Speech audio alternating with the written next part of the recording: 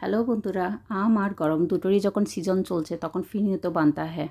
ফিরনি এখনও খাওয়া হয়নি, তাই একটা বড় সাইজের আম এখানে নিয়ে ভালোভাবে ছিলে সেটাকে ছোটো ছোটো পিস করে নিলাম যাতে এটা ব্লেন্ড করতে সুবিধা হয়। আর আমি এখানে 30 মিনিট আগে চালটা ভিজিয়ে রেখেছিলাম, এটাও ব্লেন্ড করে নেব। সামান্য দুধ দিয়ে আমি ব্লেন্ড করে নেব, আপনারা চাইলে পানি দিয়েও ব্লেন্ড করে নিতে পারেন, কোনো সমস্যা নেই, টেস্টের কোনো হেরফের হবে না।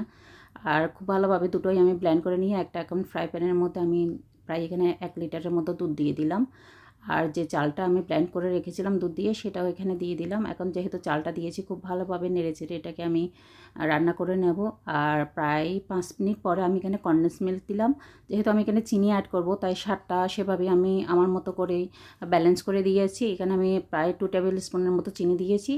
আর চিনি আর যখন কনডেন্স মিল্কটা খুব ভালোভাবে মিশে যাবে তারপর আমি এখানে দিয়ে যাব যে ব্লেন্ড করে রেখেছিলাম আমের পিউরিটা, সেটা দিয়ে দিলাম। আর এখানে দিয়ে দিলাম এলাচি পাউডার। এখন খুব ভালোভাবে সব কিছু ভালোভাবে মিক্স করে প্রায় 5 থেকে 10 মিনিটের মতো রান্না করে নিলেই একদম ম্যাঙ্গো ফিরনি একদম রেডি হয়ে যাবে।